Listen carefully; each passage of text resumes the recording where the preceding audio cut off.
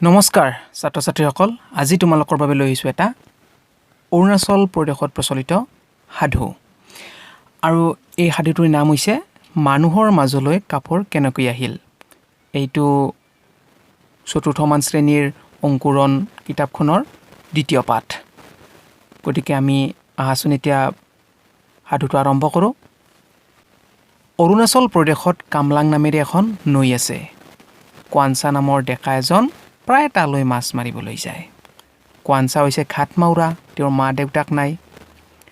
তেওঁ ওৰে দিনটো পথাৰত কাম কৰিলেহে দুবেলা দুমুঠি খাবলৈ পায়, নহ'লে তেওঁৰ পেটত গাঁঠি টেকেলিও কাটি, অৰ্থাৎ তেওঁ কাম কৰিবলৈ নগ'লে খাবলৈ নাপায়। তেওঁৰ কিন্তু মাছ মৰাত বৰ হেঁপাহ। এদিন তেওঁ কামলাঙৰ পানীত এখন দলঙা পাতি থ'লে। দলঙা হৈছে এবিধ মাছ ধৰাৰ বাবে ব্যৱহাৰ কৰা বিশেষ সঁজুলি। গধূলি পৰত দলঙাখন যেতিয়া তেওঁ দাঙিলে, তেওঁ আনন্দত জঁপিয়াই উঠিল। দুটা অচিনাকি মাছ দলঙাখনত উঠিছে।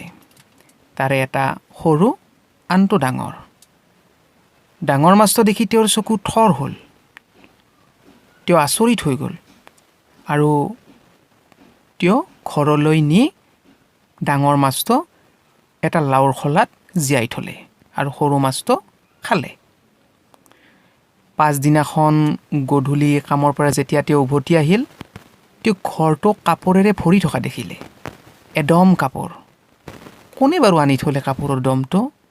বিস্ময়ত তেওঁৰ চকু কঁপালত উঠিল।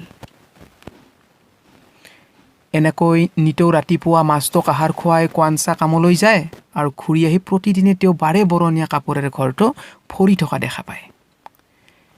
এদিন এই ৰহস্যটো ভেদ কৰিবৰ বাবে তেওঁ কামলৈ নগ'ল আৰু কামলৈ নগৈ তেওঁ ঘৰটোৰ ওচৰতে লুকাই থাকিল। কোৱানচাই দেখিবলৈ পালে যে মাছটোৱে লাহেকৈ নিজৰ ৰূপ এৰি এজনী দীপ-লিপ ছোৱালী হৈছে। তাই তাঁতশাল মেলি খটখটে কাপোৰ ববলৈ ধৰিলে। কোৱানচাই হাউত কৰি গৈ তাইৰ হাতত থাপ মাৰি ধৰি সুধিলে, তই কোন? ক'ৰ পৰা আহিছ? কেনেকৈ কাপোৰ ববলৈ শিকিলি? ফুলবোৰৰ এই নমুনাবোৰ ক'ত পালি? থতমত খাই ছোৱালীজনীয়ে ক'লে, মই হামৰু ফৈদৰ জীয়ৰী হামৰু মাই, ঘৰ কামলাঙত। আদিমানৱী নিমকাই মোক শিপিনী হ'বলৈ কোৱাত মই কাপোৰ বোৱা আৰম্ভ কৰিলোঁ। ফুলৰ নমুনাবোৰ ক'ত পালোঁ শুনা। মই পানীৰ বুৰবুৰণি, পানীৰ ঢৌ, পাহাৰৰ গছ-গছনিৰ সৌন্দৰ্য দেখি মোহিত হৈ সেইবোৰৰ চানেকি কাপোৰত তুলিলোঁ। পানীত দেখা ৰঙা, নীলা আৰু বগা এই তিনি ৰঙৰ সাপ দেখি তাৰো ৰঙীন চানেকিৰে বুটা তুলিলোঁ। আকাশৰ মনোমোহা ৰং, ডাৱৰৰ লুকা-ভাকু আৰু মাছৰ বাকলিৰ চিকমিকনিৰ ছবিবোৰো কাপোৰত বুটা বাচিলোঁ। হামৰুমাইৰ কথাবোৰ শুনি কোৱানচা মোহিত হ'ল। তেওঁ তাইক বিয়া কৰালে। কোৱানচাই হামৰুমাইৰ লগত এনেদৰে যুগ্ম জীৱন আৰম্ভ কৰিলে। এদিন তেওঁলোকে কাপোৰবোৰ ৰ'দত শুকাবলৈ দিছিল।